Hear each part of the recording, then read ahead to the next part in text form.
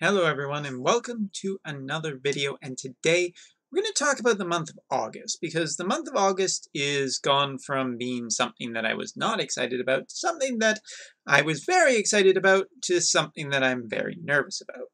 Now, honestly, is August going to be just the month of healers? Now, I'm going to theorize and posturize and generally just think about it because, hey, insight and opinion might be what you come here for. You also might come here to see me fail horribly at spending lapis. But either way, we have a potential for another really big healer on the horizon, Aerith. Aerith is a long-beloved character in Final Fantasy VII and in the Final Fantasy community.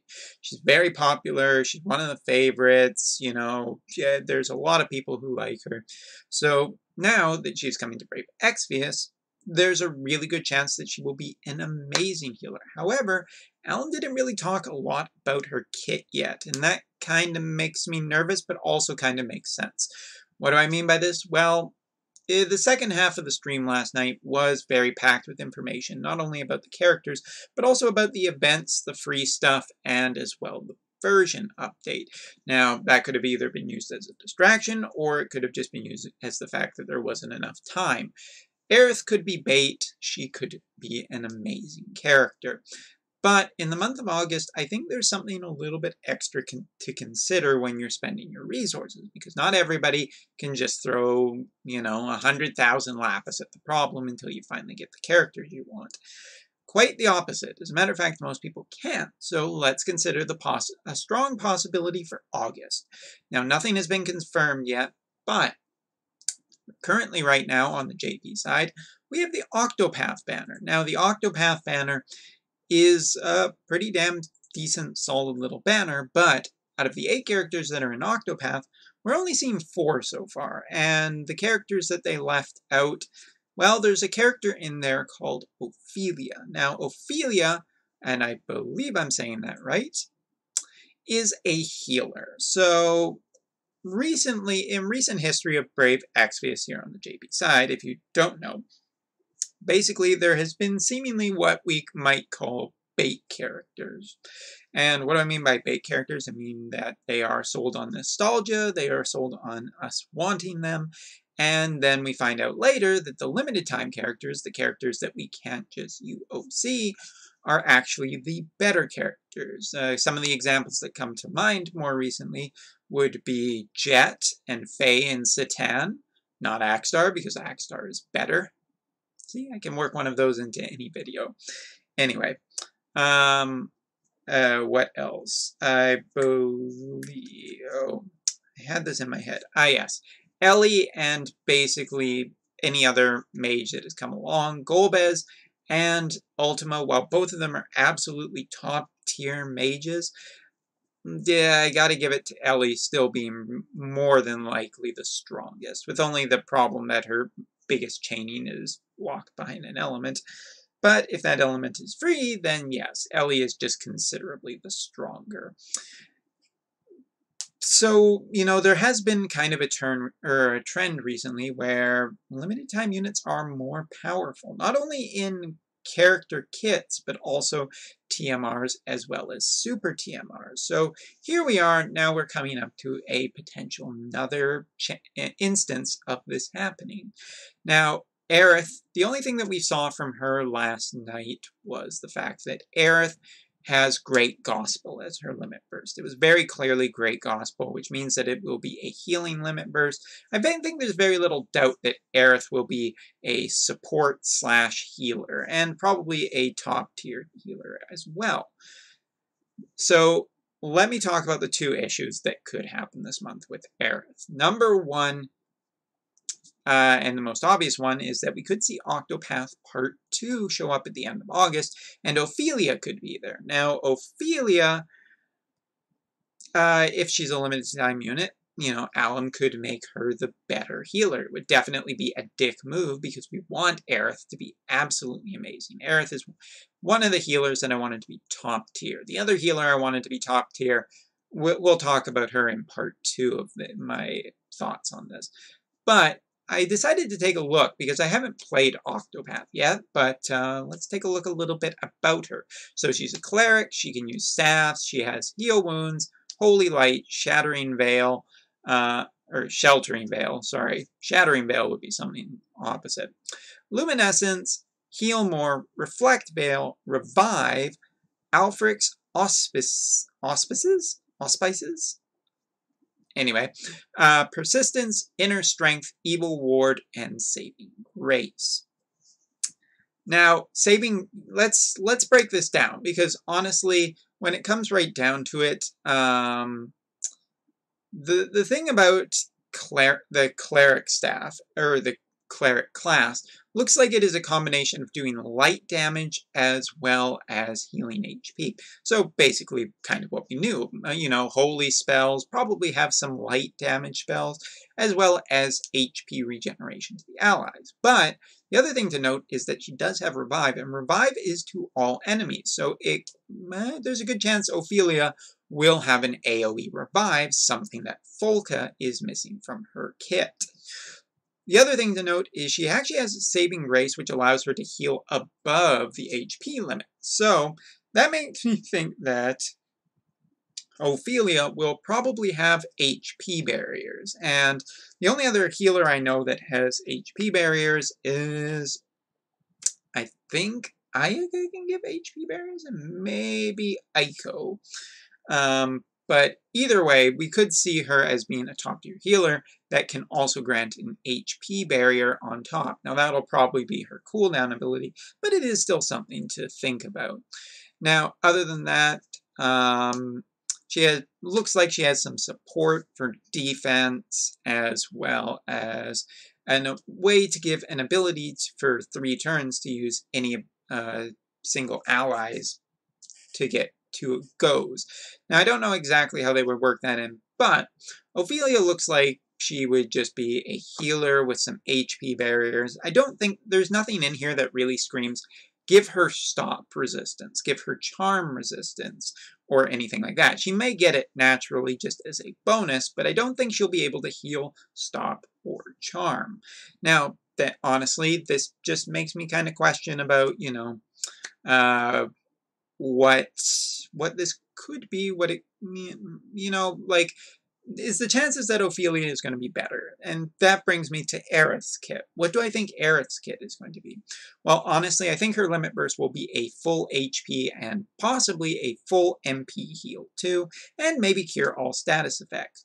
The question now, every healer in the game so far has been very divisive from one another. If you look at Ayaka, her big thing is stop. You look at Fina, it's AoE revive. And you know, some elemental resistance too. But moving on. Santa Rosalia can remove charm. Folka is an MP battery. So, and if I'm correct, then Ophelia could be an HP barrier healer. Aerith, as a matter of fact, I think there is one type of healer we could see, a damage reduction healer. I think that a lot of Aerith will be revolved around removing status effects, healing up for massive amounts, not really much in the way of holy damage, although her accessory seems to point to some kind of holy ability, either for her or someone else in the near future, that will get powered up. So she might have some attacking skills too with holy light damage, much as Ophelia will. But continuing on, I also think that Aerith will have, you know, natural status protection, and I don't think she'll have stop or charm protection. I would love to see it on her. I would love to see her replace some of the old healers. And that brings me to my point number 2 about why I'm kind of nervous about Aerith coming to the game. Aerith also is a very beloved character, but Folka proved that Alum is not interested in replacing old healers, and this is kind of a good thing, bad thing sort of thing. For one thing, it's a good thing because, hey, if you have the healer, that means you don't need to replace the healer. Like, for instance, if Aerith or Ophelia get stop removal, okay, that's great, but you might feel the need to upgrade if Ayaka is your own healer. So it's definitely a good thing to not push people into needing a healer. Second thing is that, well, I guess what I want to get around to is that my main problem with healers recently is that none of them have felt decisively better than the other, and after Folka, I was almost convinced that they are just not interested in making healers considerably better, which kind of sucks in a way because healers are a really great class. They're kind of the backbone, but we've just been kind of stuck in this era of um, healers that really haven't improved over time. As a matter of fact, they've very much stayed the same. To the point where they haven't felt like any kind of improvements. I mean, Ayaka and Folka, or like any of them, they all heal just a massive amount. They all just have different abilities in between. And the other thing is that, healers are kind of hard to get. Very rarely do they pop up on a re-banner. Not as much as they should, considering how important a 5-star healer can be, especially with some of the abilities that Ayaka, Folka, and Santa Rosalia all have. These are all incredibly important abilities to remove very damaging status effects in the game. And yes, there are ways to prevent it. But if there's a preemptive strike, as there are in some trials, then it doesn't really matter. Now, with all of that being said, let's talk about maybe the more positive thing here, because I do think there is some positive thing. I am nervous about Aerith for a whole bunch of reasons, mainly being because I just love Aerith to death. She's one of my favorite characters in all of Final Fantasy history. So I would love to see her come to the game and OP the shit out of it and basically remove the need of, Santa Rosalia or Fina or Ayaka or Ayaka or Ayaka. But the point is I would really love her to come to the game and be something incredibly special. And given the healer track record ever since Ayaka, it doesn't, while they have felt somewhat special, they've also felt pretty damn, the same. And it would be nice to see, some kind of evolution in our healers, especially because Aerith is supposed to be kind of an important unit. But on the positive side, one of the reasons why I'm still excited is because, honestly, the 7 characters have been treated pretty damn well.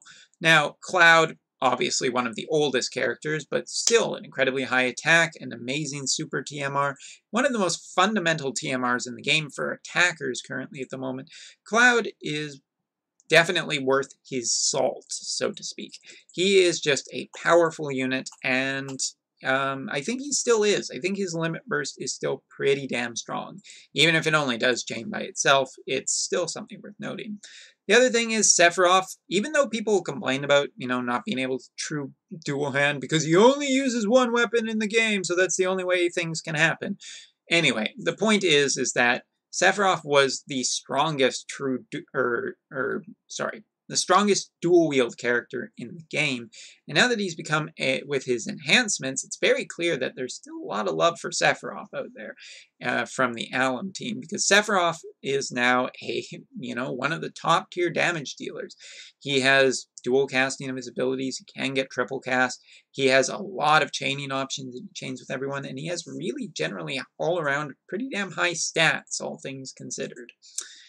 But it's not just them. It's also Tifa and Vincent, too. Tifa is a very strong dual-wield character that I think got a really comprehensive kit that's just kind of been buried by the fact that, it's basically true dual hand or nothing. And speaking of true dual hand, the other character, of course, is Vincent, a character who I absolutely loved back at the time, and still kind of do really love him because he is, a powerful unit. He just didn't get the chaining options he necessarily needed, and his limit burst was a little bit down, or not quite as good. But he does have a lot of machine killers. They are, based on lightning, which a lot of machines are actually weak against. But he does have some powerful chaining and some powerful options, and when it comes to in the game, he has one of the best and only super TMRs that's considered a absolutely must-have for gun users in the future, because it's just incredibly powerful. But while I'm definitely nervous about Aerith because of the track record we have seen with the healers, I'm also a little bit positive because, honestly, Alum's not really that stupid, and I know that's a comp assault at its finest. What I mean is that Alum's not dumb. They don't make the most popular characters incredibly low class or not very high quality. Red 13 still needs to be said a lot of, but I'm still pretty convinced that given how powerful Axstar was, who was a fan favorite unit, well, Aerith, who is a fan favorite unit from Final Fantasy, should get treated very, very well as, too. So the only question is how good she will be, and we'll find out that on Monday after the data mine. So look out for that video. Fingers crossed, but, August, keep in mind, we could see 2 healers, and we could see 2 top-tier healers, and the limited time thing, it is a thing. So that is all for now. I will see you, and let us pray for Aerith being great. Alright, see you then.